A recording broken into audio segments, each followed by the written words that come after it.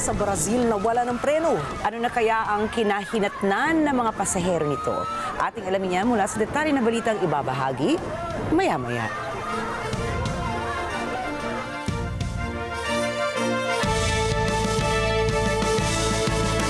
Magandang gabi. Ako po si Ricky Mathay. Ako si Nina Richie, Alagaw Flores. Ito ang mata ng Agila International. Para naman sa mga headlines ngayong araw ng Miyerkules. Dating Executive Secretary Lucas Bersamin may paglilinaw ukol sa kanyang pagbibitiw sa tungkulin. Zaldy ko at ilang opisyal ng DPWH kinasuhan na sa Sandiganbayan. Estados Unidos nagbabala ng airstrikes laban sa drug cartels sa Mexico. Mga nilalaman na Epstein files malapit ng isapubliko.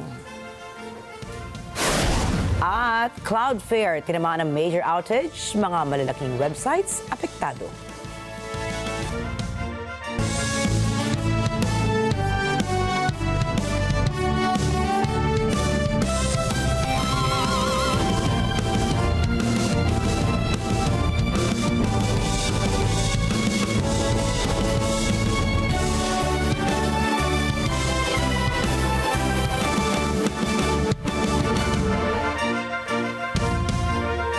Matapos si anunsyo ni Palace Press Officer Attorney Claire Castro, nag-resign na si Executive Secretary Lucas Bersamin out of delikadesa upang bigyan daan ang mga investigasyon sa flood control project mess. Nilinaw kaagad ng dating punong kalihim na hindi siya nagbitiw. Binigyan din pa ni Bersamin na nalaman na lamang niya ito nang tawagan siya ng isang close friend na lisanin na ang tungkulin.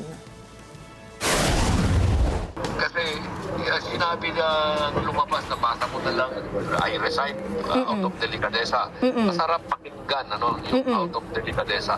Pero hindi naman totoo yan. Hindi ako nag-resign. The only letter that I sent regarding my position na wala na was that letter I signed yesterday late afternoon.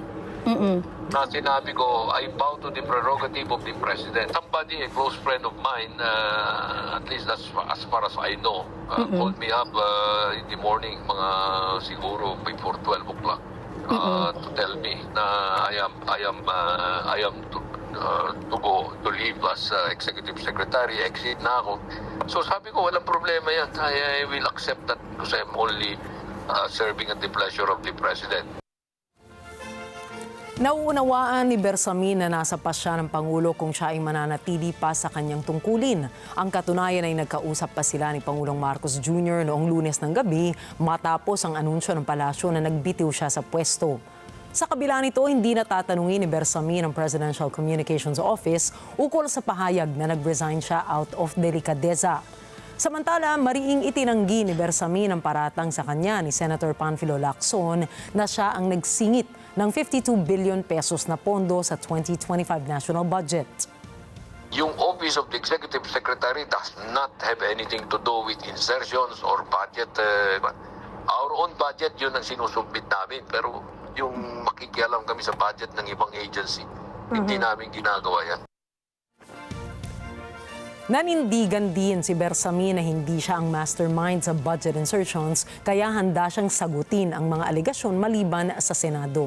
Itinanggi rin ito ang haka-hakang may kinalaman siya kina dating DPWH Roberto Bernardo at dating Education Undersecretary Trigve Olaivar. Dahil kung tutuusin anya, ay wala siyang kinalaman sa budget kaya hindi dapat siya ang magpaliwanag ukol dito.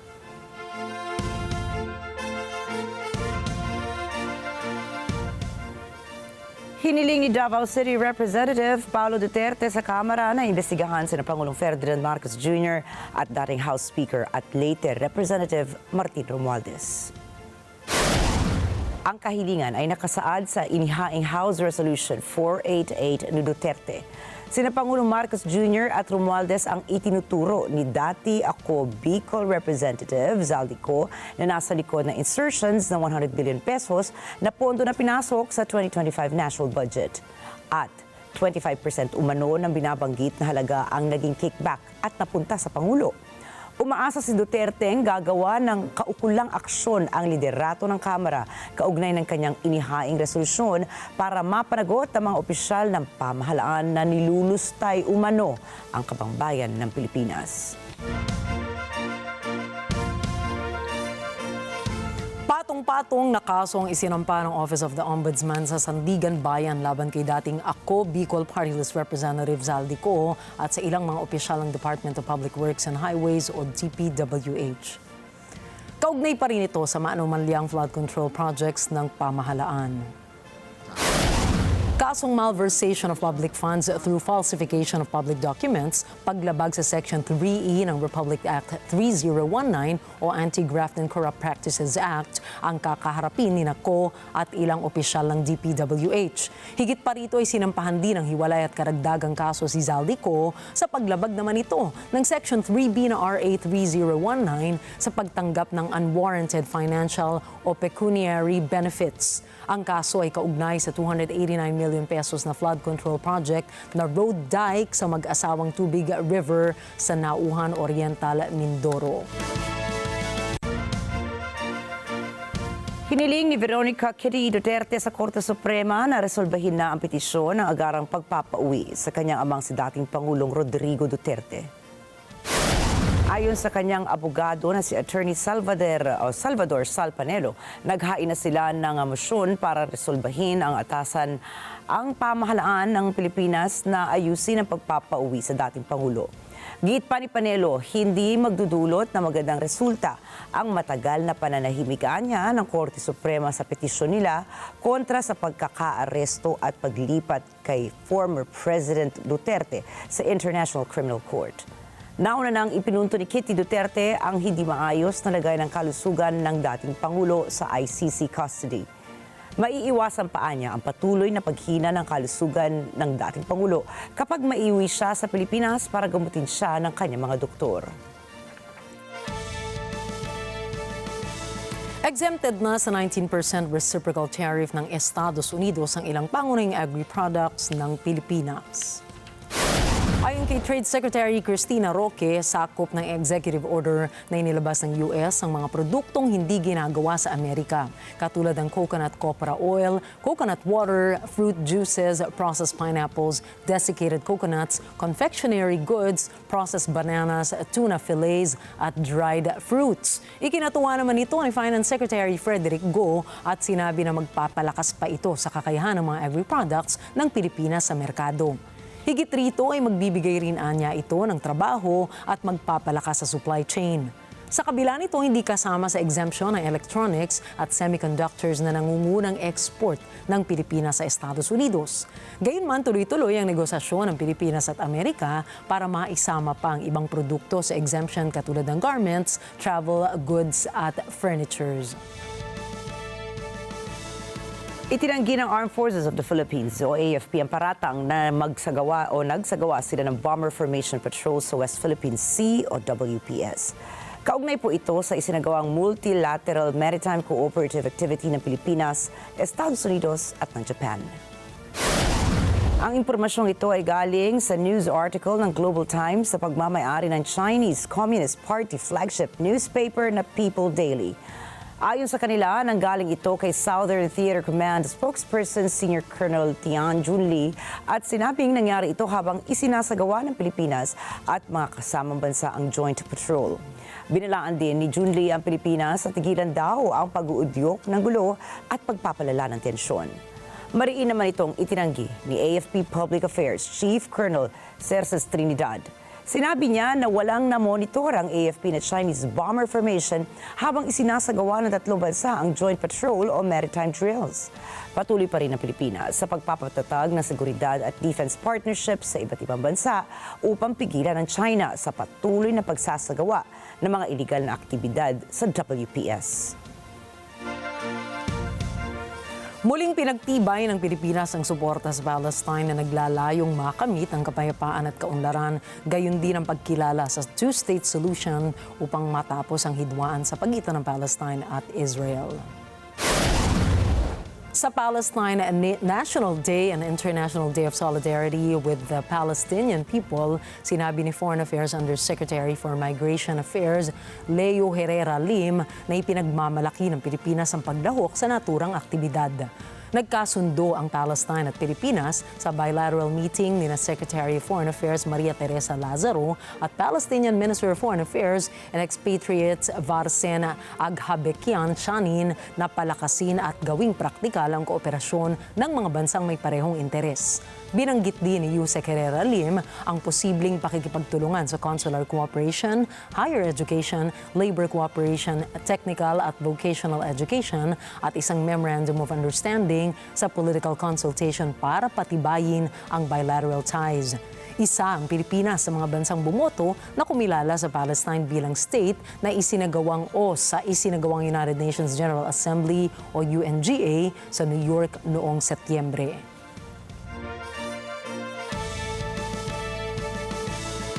Muling nagpaalala ang Department of Labor and Employment at DOLE sa mga employer sa pribadong sektor na dapat ipagkaloob sa kanilang empleyado ang 13th month pay bago mag-December 24. Ayon sa kagawaran, mandatory ang benepisyo na ito at katumbas dapat ng 1/12 ng taunang basic salary ng isang manggagawa. Saklaw rin nito ang mga nasa maternity leave, nag-resign, na-terminate at may maraming employer. Karaniwang mas maaga nang binabayaran ng ilang kumpanya ang kanilang mga empleyado ng 13th month pay, minsan ay hinahati pa sa dalawang bayaran. Susunod, G7 binatikos ang asal ng China sa West Philippine Sea. US President Trump ikinokonsidera ang pagsasagawa ng airstrike sa Mexico. At Epstein Files Transparency Act pasado na sa US Congress at Senate. Yan at iba pang mga balita sa pagbabalik ng Mata ng Agila International.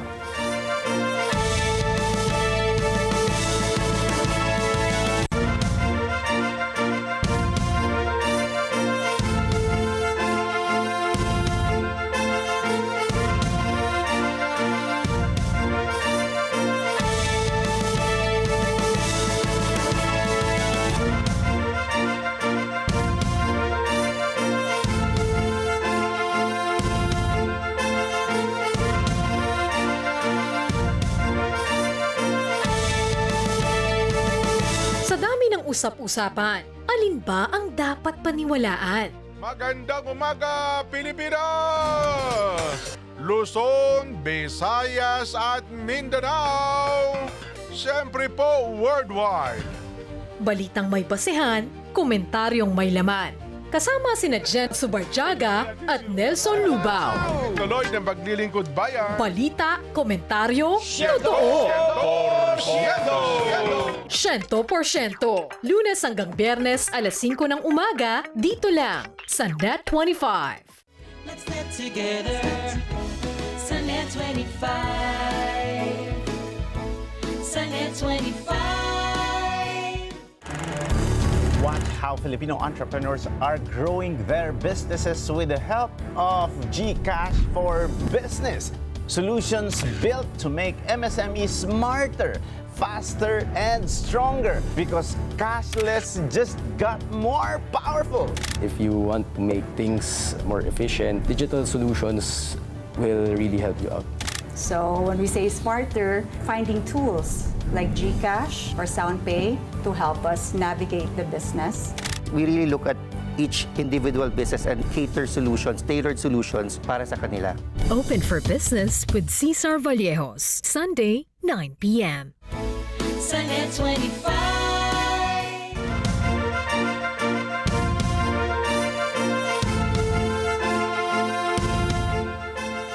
Mariing tinutulan ng mga bansang may mayayamang ekonomiya na Group of Seven o G7 ang paggamit ng puwersa at koersyon sa pinagtatalunang karagatan na saklaw ang West Philippine Sea.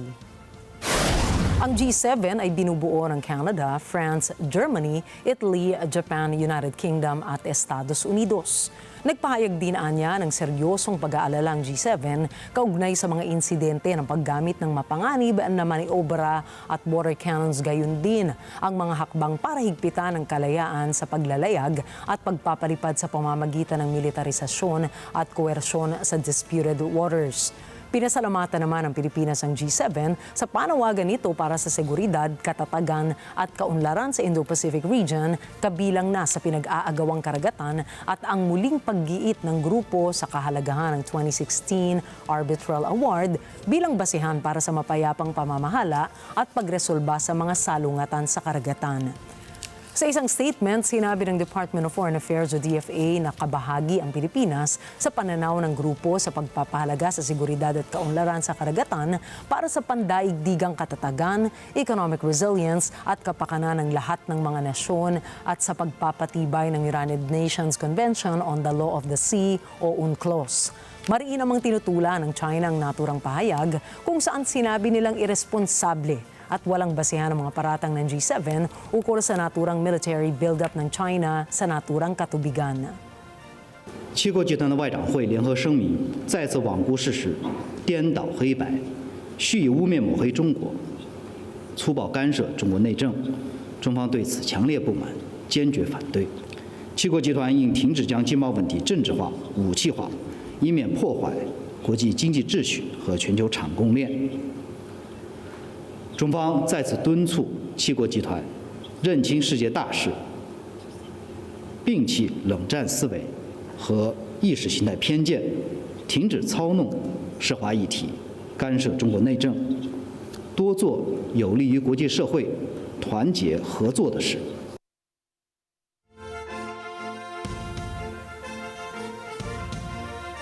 Mariing kinundina ng Japan ang China dahil sa misleading na video na kumakalat ngayon sa social media na may kinalaman sa naging pagpupulong ng Chinese at Japanese diplomats na sina Liu Jinsong at Masaaki Kanai. Sa pagtatapos ng kanilang pagpupulong, makikita sa video na bahagyang nakayuko si Masaaki habang nakapamulsa naman si Liu. Kaugnay nito, iniulat ng ilang Chinese media outlets na naging matagumpay para sa China ang naging pagpupulong. Subalit, kung tititigang mabuti, ay pinapakinggan ni Masaaki ang interpreter kaya ito nakayuko. Iginit ng Japan na walang umanong maayos na koordinasyon sa kanila ng China. 中国国内メディアの報道ぶり、その逐一について政府としてコメントすることは差し控えますが、日本側としかるべく調整されない形でプレスアレンジが行われた点、この点については中国側に対ししかるべく申し入れを行いました。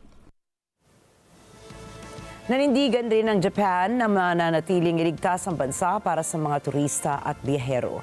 Kasunod ng inilabas na Japan Travel Advisories ng China. 中国政府による日本への渡航注意等の一連の発表についても申し入れを行いまして、日本国内の治安が決して悪化などしていないこと、これを反論し、改めて中国側が適切な対応を取るよう強く求めたところであります。$44 billion ang halaga na planong makuha ng Ukraine sa Russia para sa pinsalang kaugnay sa pagtaas ng climate warming emissions dahil sa giyera. Ang hakbang ay ang kauna-unahang pagkakataon na manghihingi ng danyos ang isang bansa para sa pagtaas ng emissions. Si Bernhard Gonzaga para sa balita.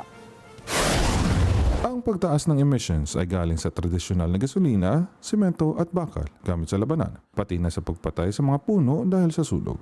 Iyan ang pahayag ni Ukrainian Deputy Economic Minister Pavlo Kartashov. Aniya, humahanap sila ng legal mechanisms para pagbayarin ang Russia sa danyos na idinulot nito. In addition to victims of this war, a lot of people died, but also we have our nature, we have our environmental ecosystem, and it's like silent victim of this war. So a lot of damage was caused to water, to land, the forests, and we have huge amounts of additional CO2 emissions and greenhouse gases. Tumangging magkomento ang isang Russian delegate sa COP30 Climate Summit. Batay sa estimate ni Dutch carbon accounting expert Leonard de Klerk, dahil sa gera, nadagdagan ng may 237 million tons ng carbon dioxide equivalent emissions mula ng pasukin ng Russia ang Ukraine noong February 2022. Katumbas iyan ng pinagsamang taunang emissions ng Ireland, Belgium at Austria. Ayon kay de Klerk, kakaiba ang paghingi ng Ukraine para sa danyos ng gera dahil sa environmental component. Because this would also be the first time actually that the state would be held accountable for emissions as a result of an unlawful act, which is the act of aggression in this case. Sinabi ni de Klerk na tinutulungan niya ang Ukraine na kalkulahin ang halaga ng danyos batay sa isang 2022 study ng mga ini-estimate ang social cost ng carbon. At ang estimate niyang danyos sa lipunan mula sa carbon dioxide ay nasa $185 kada tonelada. Bernhard Gonzaga para sa Mata ng Agila International. Trusted, connected, on point. Hinihimok ng Ukraine ang mga European allies sa pagpapatibay ng isang political decision na gagamitin ang $163 billion na frozen Russian assets sa susunod na buwan. Iginiit ng top legal advisor ng Kyiv na si Irina Mudra sa isang interview na kung gustong mapanatili ng Europa ang kanilang seguridad at ang Ukraine, dapat mailaan ang mga nasabing frozen Russian assets sa depensa ng Kyiv. There is no alternative to this. If Europe wants Ukraine to survive and Europe to remain secure, these assets must be used. And actually, there is no other realistic source of funding of the scale required. We don't want EU taxpayers to pay for what Russia is doing, but we want to use its assets to pay for that. Ipinunto ni Mudra na dapat malinaw ang istruktura, pamamahala at proseso ng paggamit ng pondong manggagaling sa plano. Anya, kailangan ng direktang partisipasyon ng Ukraine sa pagpapasya kung paano gagamitin ang pera dahil sila ang may alam sa pinakamahalagang pangangailangan sa loob ng bansa. Ayon naman sa mga analysts, maaaring maubos ang natitirang pondo ng Ukraine sa unang yugto ng susunod na taon kung hindi maaaprubahan ang kinakailangang tulong mula sa mga kaalyado nitong bansa. Sa kasalukuyan, umaasa po ang Kyiv na maipalabas ang huling desisyon sa Disyembre nang patuloy ang kanilang operasyon sa gitna ng mga hamon sa kanilang seguridad at ekonomiya. Inanunsyo ni Spanish Prime Minister Pedro Sanchez sa isang press conference na magbibigay ang kanilang administrasyon ng 815 million euro support package para sa Ukraine. Kasama sa ilalaang pondo ang 200 million euros na support aid para sa agarang reconstruction ng Ukraine sa kanilang mga pasilidad at infrastruktura. Junto con este paquete de 615 millones de euros que acabo de compartir con ustedes, he comunicado al presidente Zelensky que nuestro país desplegará a partir de hoy mismo un nuevo instrumento de apoyo financiero dotado con 200 millones de euros para impulsar la reconstrucción de Ucrania. Sinabi ni Sanchez na paglalaanan ng pondong depensa ng Ukrainian Army laban sa puwersa ng Russia at ang naaapektuhang mamamayan nito. Binigyan linaw din ang paglaan sa NATO PURL program o Prioritize Ukraine Requirements List ng 100 million euros na makukuha lamang sa Defense Ministry ng Estados Unidos. Estamos hablando, por tanto, de que España va a movilizar 817 millones de euros. Primero, para apoyar al ejército ucraniano en su defensa por la libertad y la integridad territorial de Ucrania frente al invasor. En segundo lugar, para proteger a su población civil. Y finalmente, para impulsar ese horizonte de reconstrucción y de modernización de las infraestructuras dañadas por el neoimperialismo de Putin. Del paquete de 615 millones de euros, 100 millones de euros van a estar destinados a este programa PURL de la OTAN y, por tanto, a la adquisición de material urgente que ha solicitado Ucrania y que solamente está accesible por parte de la industria de la defensa estadounidense. Dumating na po si Ukrainian President Volodymyr Zelensky sa Paris upang maisapinal ang usapin ukol sa supply ng air defense warplanes at missiles para sa Ukraine. Nagkita sina Zelensky at French President Emmanuel Macron sa Villers-Coublay Military Airport para sa nasabing kasunduan ng 6 na Dassault or Maid Rafale at Mirage fighter jets. Humiling din si Zelensky ng supply ng Astra-30 surface-to-air missiles para sa SAMP-T air defense missile system ng Ukraine. Bukod dito, humingi rin siya ng air defense systems at munitions kagaya ng AASM Hammer, air-to-surface munitions at drones. Napirmahan na ng dalawang lider ang isang kasunduan para sa supply ng 100 Rafale warplanes para sa susunod na 10 taon.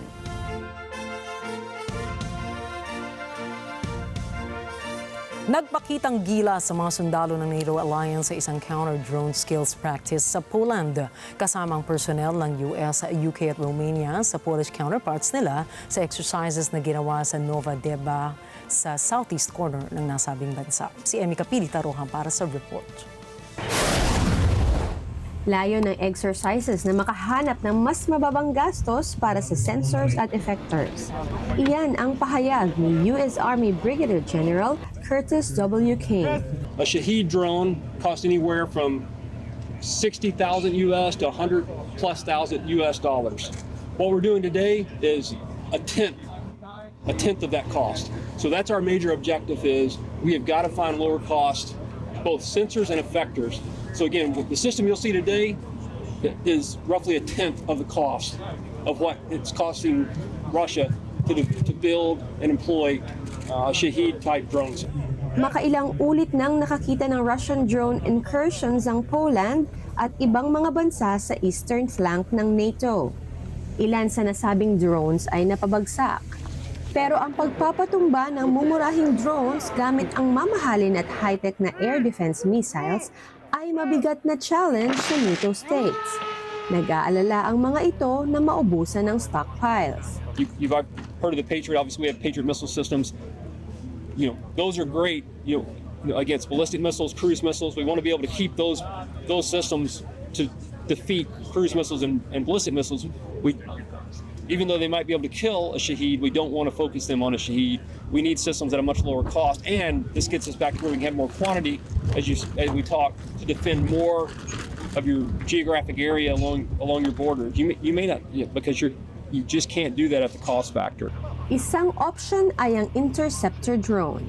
Mula sa isang pneumatic launcher na kasya sa pickup truck, kaya ng drones na ito na harangan at pabagsakin ang paparating na drones. Ayon kay General King, 1 out of 10 lang ng Russian Shahed-type drone na ginagamit ng Moscow laban sa Kyiv ang halaga ng interceptor system. Ayon sa Ukraine, plano ng Russia na gumawa ng 30,000 Shahed drones ngayong taon at 120,000 na mumurahin pero matitinding glide bombs. Emmy Kapilita Roja para sa mata ng Agila International, trusted, connected, on point. Malugod namang tinanggap ni US President Donald Trump si Saudi Crown Prince Mohammed bin Salman sa White House. Sinalubong ng isang engrandeng seremonyang may mga tugtugin pa at paglipad ng mga eroplano ang pagtapak ni bin Salman sa residence ng US President. Sa pagbabalik niya sa Washington matapos mahigit ang 7 taon, layo ng Saudi ruler na palakasin ang ugnayan nito sa Estados Unidos at maibalik ang kanyang pangalan sa world stage. Dagok din sa imahe ng prinsipe ang kontrobersyal na 2018 killing ng mamamahayag na si Jamal Khashoggi na kilang kritiko ng kanyang pamumuno. Sa Oval Office meeting, sinabi ni Trump na tinutulungan niyang aprubahan ang pagbebenta ng advanced US AI chips sa Saudi Arabia bilang parte ng malaking pagbabago sa export policy at pagpapalalim ng tech cooperation ng dalawang bansa. We are working on that. We're negotiating that right now. Marco, do you want to talk about that, or Scott? Well, I mean, that's part of what we may have announcements on that later today. But that's what we've been working on is the mechanics by which something like that can be achieved. And it's part of the broader process, part of this broader engagement and cooperation between our two countries. Certain levels of chips. Yeah. Kinumpirma rin mismo ni Mohammed bin Salman ang pangako ng Saudi Arabia na $600 billion investment sa United States na anya ay itataas pa sa halos $1 trillion. I believe, Mr. President, today and tomorrow we're going to announce that we are going to increase that $600 billion to almost $1 trillion of investment, real investment and real opportunity by details in many areas. And the agreement that we are signing today in many areas in technology, in AI, in earth materials, magnet, etc., that will create a lot of investment opportunities. Sinabi ni Trump na nabuo na ng Estados Unidos at Saudi Arabia ang isang bagong defense deal, kabilang ang pagbebenta ng F-35 stealth fighter jets. Ito ang kauna-unahang pagkakataong ibebenta ng US ang makabagong jets nito sa Saudi. Nabuksan din sa usapan ang civilian nuclear deal kasama ang Saudi Arabia na posibleng maikasa ayon pa kay Trump. Sa isang black tie dinner, inanunsyo rin ni Trump na formal nang itatalaga ang Saudi Arabia bilang major non-NATO ally. Isang status na magpapalawak pa sa military cooperation at access ng Riyadh sa US defense systems. So that's why tonight I'm pleased to announce that we're taking our military cooperation to even greater heights by formally designating Saudi Arabia as a major non-NATO ally, which is something that is very important to them. And I'm just telling you now for the first time because I wanted to keep a little secret for tonight. I just heard him say, "Oh, that's nice." That's another point you won today. And signing a historic strategic defense agreement, which we just signed a little while ago. So congratulations. Nagkausap sa telepono sina Israeli Prime Minister Benjamin Netanyahu at Russian President Vladimir Putin noong Sabado at tinalakay ang mahalagang issue sa Middle East.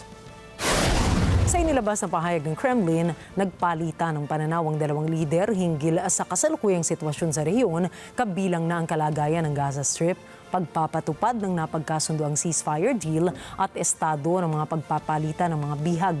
Tinalakay rin ni Netanyahu at Putin ang estado ng nuclear program ng Iran, pati na ang mga hakbang para higit pang mapatatag ang sitwasyon sa Syria bilang bahagi ng patuloy na diplomatic engagements ng dalawang bansa sa gitnang silangan.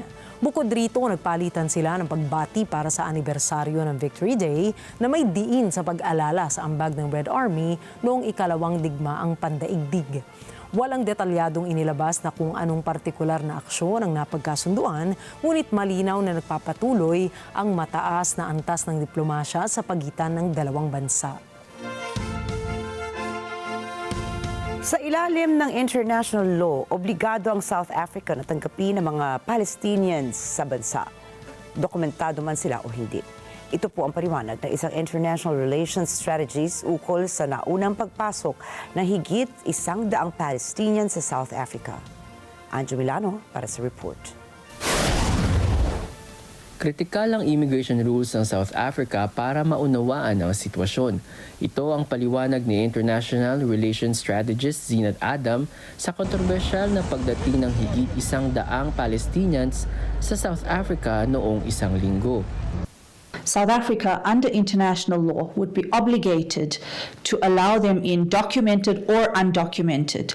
And this would mean that they would be issued with a Section 22 form, which would allow for them to then apply for asylum in South Africa and legally be allowed to stay in South Africa. Without that, if they had asked for visitation, this is where the question arises as to whether their documentation was adequate enough.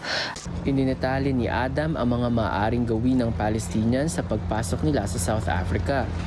This case of the Palestinians arriving here is in twofold. The one is if they are here as asylum seekers, they have that opportunity to apply for asylum, to have their cases assessed, and within 2 to 3 weeks then be issued with refugee permits.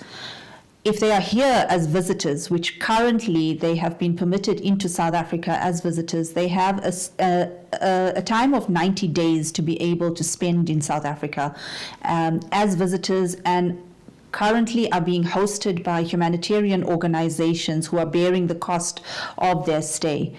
Inulan ng katanungan ang mga otoridad ng nasabing bansa tungkol sa kung sino ang nagpapasok sa eroplano sa South African airspace at kung sinunod ba ang mga tuntunin ukol dito. There are a number of requests for an investigation into the situation and as to whether or not President Cyril Ramaphosa has overextended in welcoming the Palestinians into South Africa. But further than that is as to who authorized the plane into our airspace. Did the Civil Aviation Authority know about this plane entering into South African airspace? Sa kasalukuyan, iniimbestigahan ng South African government ang hindi inaasahang pagdating ng nasabing Palestinian sa bansa na tinawag na kasuspe-suspecha ng Foreign Ministry ng nasabing bansa. Anjo Milano para sa mata ng Agila International, trusted, connected, on point. Sinabi ni Peruvian President Jose Jerry na palalawigin pa ang 30-day state of emergency sa Lima at sa port city ng Callao sa bansang Peru upang pigilan ang tumataas na kriminalidad. Estamos ya el día 26 del estado de emergencia en Lima y en Callao. Evidentemente, el estado de emergencia va a continuar, eso por un lado. Segundo, no nos estamos amilanando ante la delincuencia, que ante cualquier acción del Estado reacciona. Es evidente la guerra en la cual estamos contra ellos. Eso está clarísimo. Matatandaang nagpatupad na 30-day state of emergency noong October 2022 or 22 dahil nasa pagtaas ng antas ng krimen sa bansang Peru. Sa kabila naman ito, may pagdududa pa rin sa ilang residente kaugnay sa ipinatupad na hakbang. La verdad es que veo todas las cosas iguales, no creo que esté funcionando. Yo misma vengo desde Comas acá a trabajar al centro de Lima y uno no se siente seguro. Ves a los policías, incluso ni siquiera hacen su trabajo. Nananatili sa 58% ang approval rating ni President Jerry, ngunit nagbabala ang mga analysts na kung walang konkretong resulta, maaring maituring na hindi epektibo ang naturang estratehiya.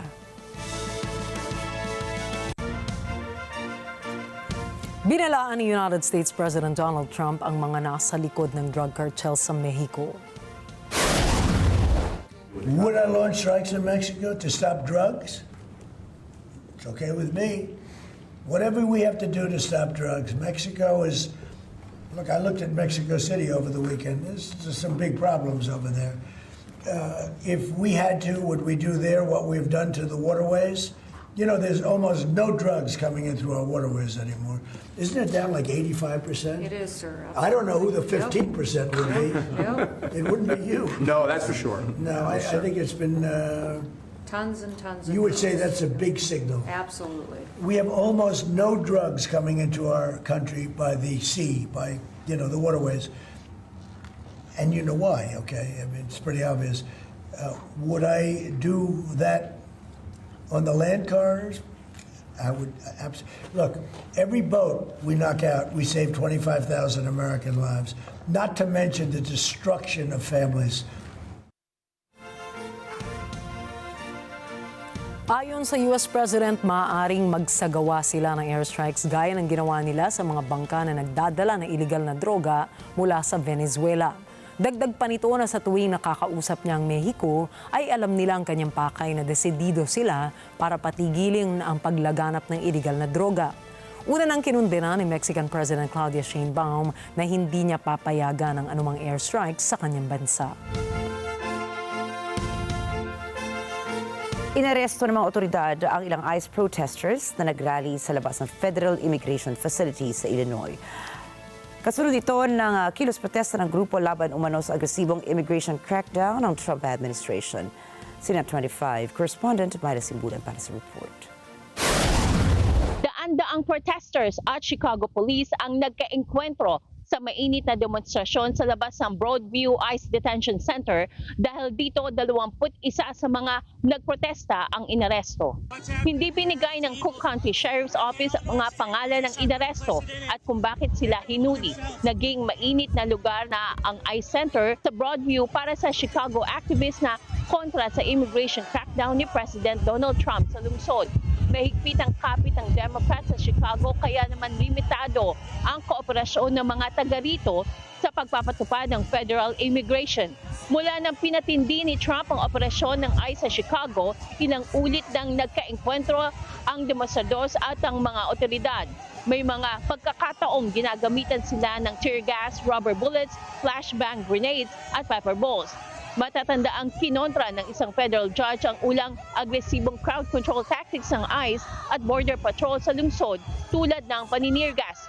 Ang pinakabagong protestang ito ay pagkasunod ng utos ng isa pang federal judge na palayain ang 13 pinaghihinalaang immigration offenders na ikinulong ng ICE. Ang nasabing ruling ni District Court Judge Jeffrey Cummings ay nang malaman niyang nilabag ng ICE ang isang 2022 legal agreement tungkol sa limitasyon ng warrantless arrest at ang paggamit ng traffic stops bilang pretext sa pag-aresto. May nasimbulan para sa matagang Agila International, trusted, connected, on point.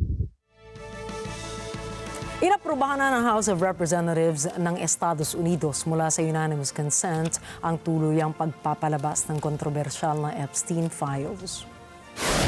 Pinagtibay din ng Senado ang bill na HR 4405 o ang Epstein Files Transparency Act na nagsasabing kinakailangan ng Attorney General na ipalabas ang mga dokumentong may kaugnayan kay Jeffrey Epstein mula sa Department of Justice o DOJ.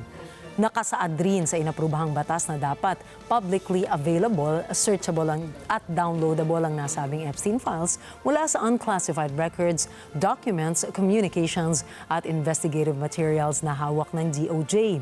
Binigyan linaw ni Senate Minority Leader Chuck Schumer na hindi ito tungkol sa Democrats versus Republicans, kundi pagbibigay sa matagal ng kahilingan ng American people ukol sa katotohanan at pananagutan. This isn't about Democrats versus Republicans or about Congress versus the president. This is about giving the American people the transparency they've been crying for. This is about holding accountable all the people in Jeffrey Epstein's circle who raped, groomed, targeted, and enabled the abuse of hundreds of girls for years and years. The American people have waited long enough. Jeffrey Epstein's victims have waited long enough. Let the truth come out. Let transparency reign. And I urge my Republican colleagues, let the Senate act today. The Senate has now passed the Epstein bill as soon as it comes over from the House. I yield the floor. Iginit rin ni House Speaker Mike Johnson na maprotektahan ang mga biktima na binunyag ang kanilang pinagdaan ng pang-aabuso at karahasan. Democrats are using the Epstein tragedy, the unspeakable evils that this guy committed with his trafficking ring and all of the abuses that they made these young women go through. They're using that as a political weapon to try to distract from their failures as a party and to try their best to try to tie President Trump somehow into this wretched scandal.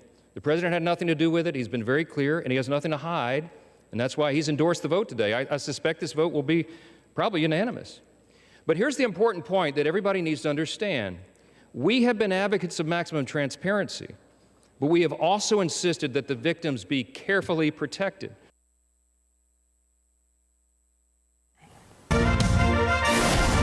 Susunod, 25 kababaihan kinidnap ng armadong grupo sa Nigeria.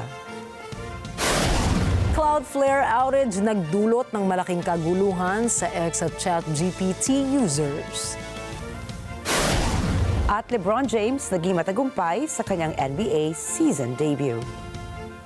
Mga detalye po ng mga balita niyan at iba pang mga balita sa pagbabalik pa rin ng Mata ng AGRI International.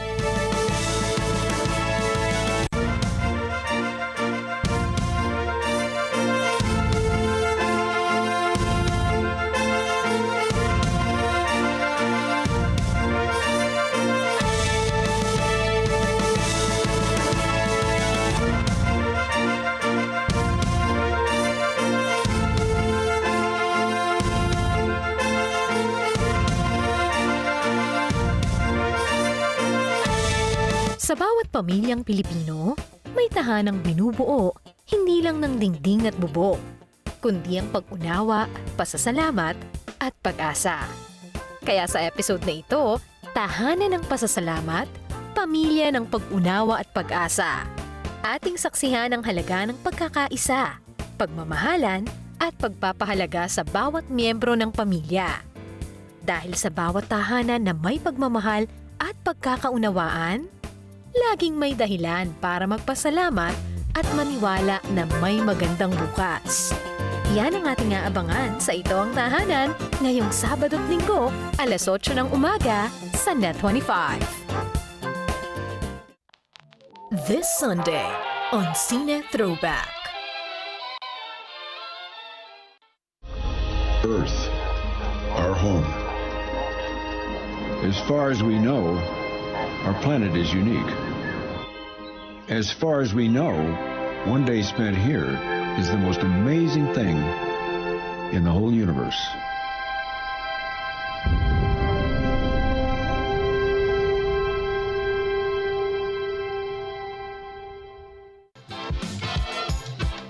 This Sunday, 12 p.m.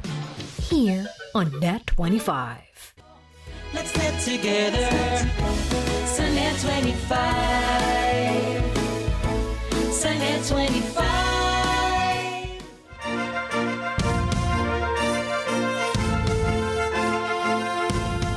Sugatan ng 13 katao matapos masangkot sa karambola ng mga sasakyan sa Rodovia Raposo Tavares Highway sa Brazil.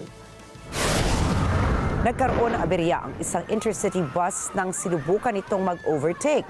Pero hindi inaasahan ng driver ng bus na palyado ang brake sa sasakyan kung kaya't naararo na rito ang 15 kotse at 2 motorsiklo. Rumisponde ang SAMU medical teams at mga bumbero para umalalay sa mga sugatang biktima. Kaagad silang naisugod sa ospital para sa atensyong medikal. Pansamantalang isinara ang 3 lanes ng Rodovia Raposo Tavares Highway para sa clearing efforts. Iniimbestigahan ng civil police ang sanhi ng insidente.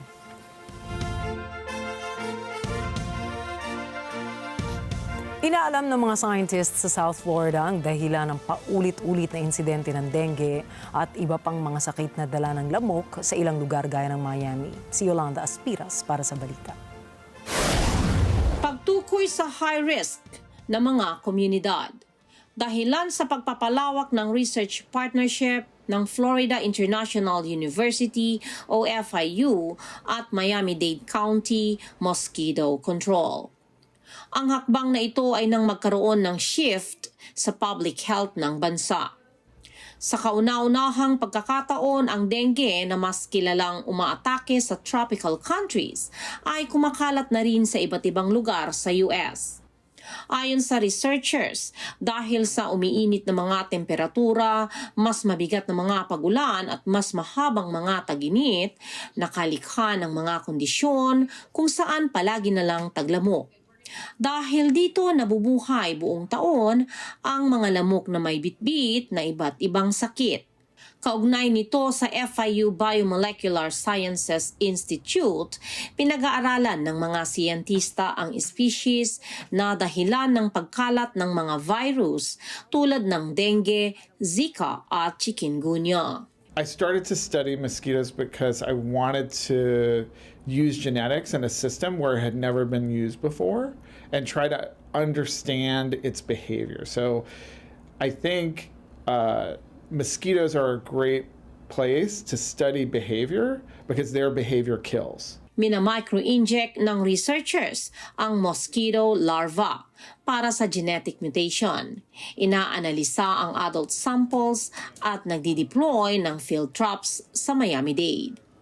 Ito ay para maintindihan kung bakit paulit-ulit ang outbreaks sa ilang mga komunidad. In Miami-Dade County, we're interested in 2 species in particular, Aedes aegypti and Aedes albopictus.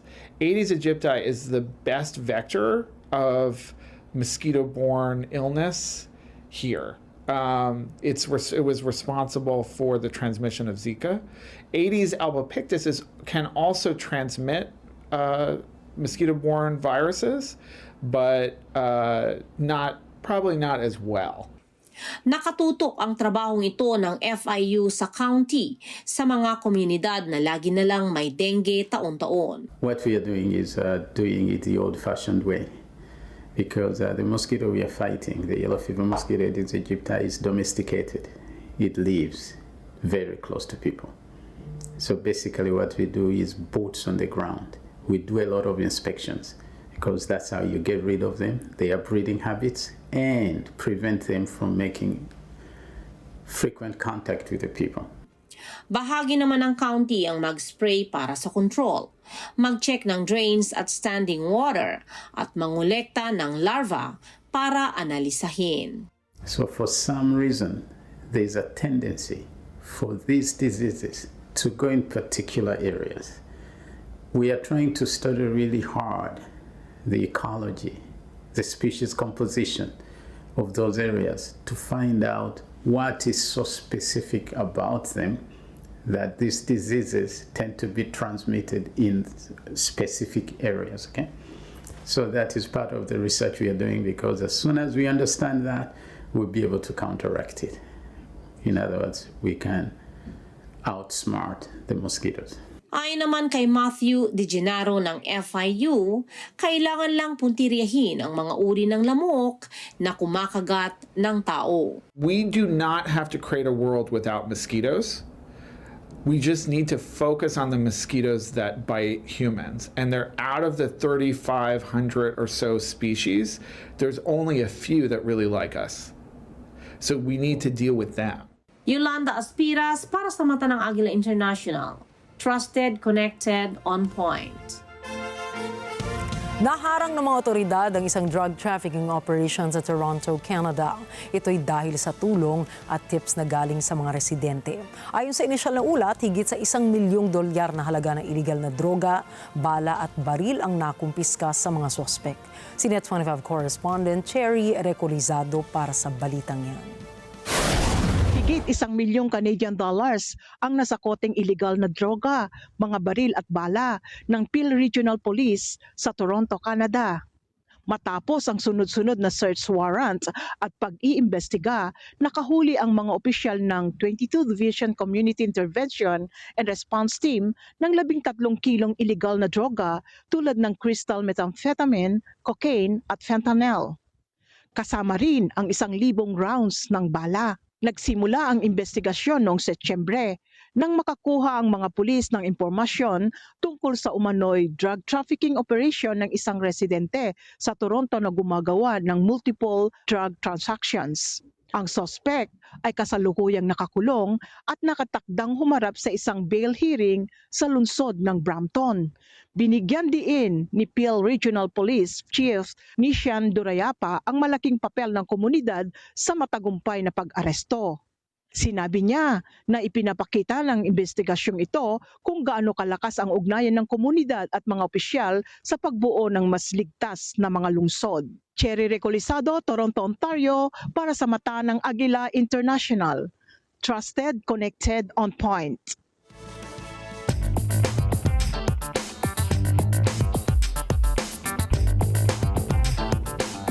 Samantala, nagreklamo po si Marshall B. Mathers III o mas kilala sa pangalang Eminem ukol sa umano'y pagkakahawig ng Australian beach brand na Swim Shady sa kanyang sikat na nickname na Slim Shady. Nagpasa ng petisyon si Eminem sa Patent and Trademark Office ng Estados Unidos para i-cancel ang trademark ng nasabing Australian company. Ayon sa kanyang mga abogado, nagdudulot ang pangalan ng Swim Shady ng false association sa publiko na maaaring isipin ng mga mamimili na may kaugnayan ang beachwear brand sa rapper. Nakabase ang Swim Shady sa Sydney at bago ito sumikat, unang nakarehistro ito bilang Slim Shade noong 2023. Formal itong inilunsad noong December 2024 at nagbebenta ng beach accessories katulad ng portable umbrellas, swim bags, towels at board shorts. Sinabi rin ng legal team ni Eminem na ang pangalang Slim Shady ay distinctive and famous at malalim na kaugnay ng kanyang musika at brand identity. Tumugon naman ng Swim Shady na ipinagtatanggol nila ang kanilang karapatan sa kanilang tatak. Anila, sila ay isa lamang grassroots company na nabuo mula sa hangaring mag-produce ng stylish but practical sunshade gear para sa matinding init ng Australia.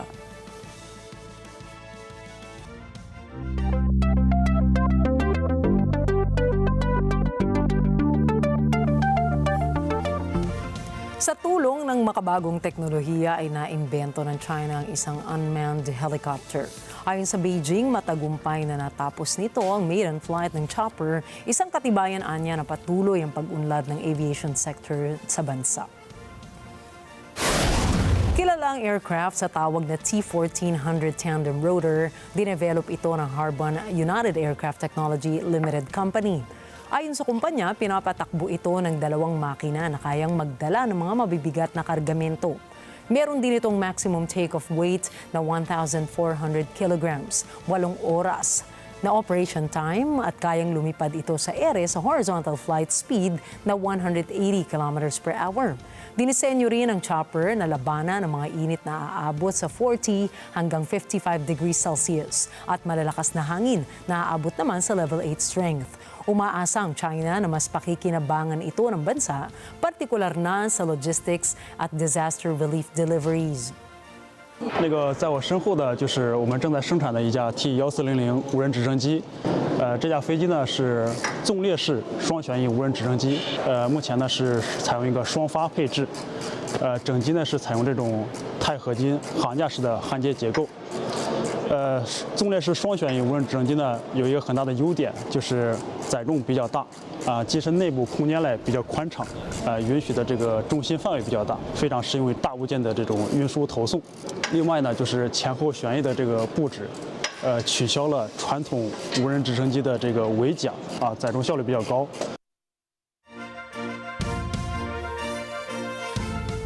Balik normal na ang operasyon ng Cloudflare makaraan ang major outage na nakaapekto sa maraming online websites. Ayon sa kumpanya, unti-unti na nilang naibabalik sa dati ang lagay ng kanilang system matapos ang maintenance. Sa kabila nito, maaari pa ring makaranas ang mga users nito ng problema sa online dashboard.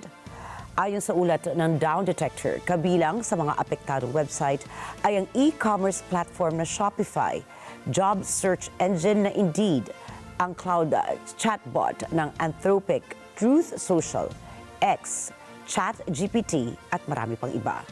Nilinaw naman ang tagapagsalita na hindi cyber attack ang dahilan ng outage kundi dahil ito sa isang automatically generated configuration file na ginagamit sa pagsasaayos ng mga banta sa traffic.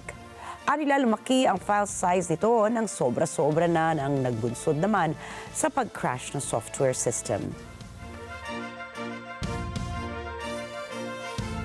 Binuksan na po nitong Lunes ang botohan para sa nominations ng The Game Awards 2025. Ayon sa The Game Awards, ngayong taon may 29 na kategory ng parangal ang inilaan nila. Kabilang narito ang inaasam na Game of the Year. Sa pagsisimula ng botohan, marami ang nakakakita na malaki ang posibilidad na humakot ng maraming parangal ang turn-based RPG na Clair Obscure, Expedition 33 matapos mapasama ito sa 12 nominations. At hindi naman nagpapatalo ang Death Stranding 2 na may 7 nominations, Hollow Knight Silksong na may 5 nominations at Split Fiction na may 4 nominations. Abangan kung anong game title ang magwawagi bilang Game of the Year 2025 sa December 11, 2025.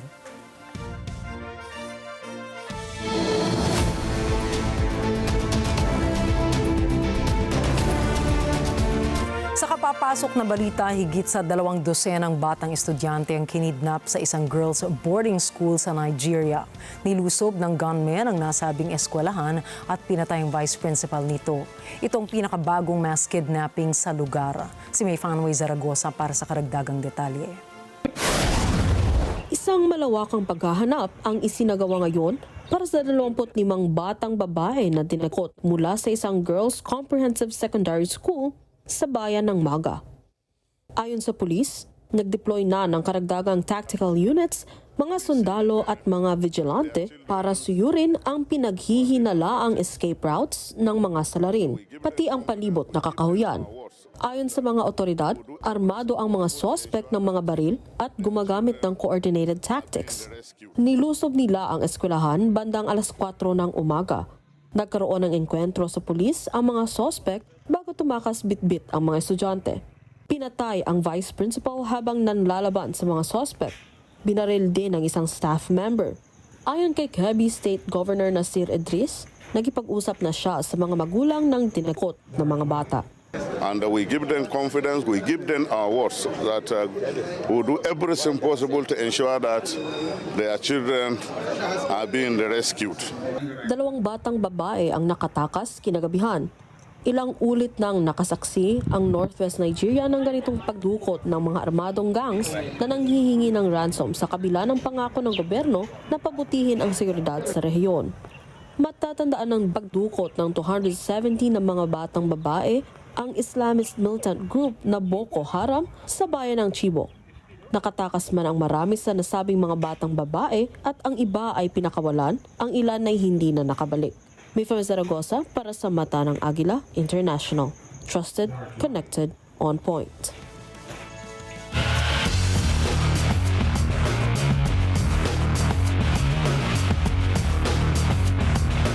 Muling nagbabalik si NBA Lakers star LeBron James sa home court ng Lakers nang makaharap nito ang kupunan ng Utah Jazz sa Los Angeles, California. Nagpakitang gilas din muli ang Lakers trio na sina LeBron, Luka Doncic at Austin Reeves nang pataubin nito ang Jazz sa final scores na 140-125. Nagtala si James ng 11 points at 12 assists para sa kanyang 30 minutes on the court. Sinabayan naman ito ni Luka ng 37 points at 10 assists para sa kanyang 34 minutes on the floor. Habang nagbigay naman si Reeves ng 26 points on the floor at 14 rebounds mula kay DeAndre Ayton from the paint. Sa record, hawak ng Lakers ang ika-4 na spot ng NBA playoffs na mayroon ng 11 wins at 4 losses.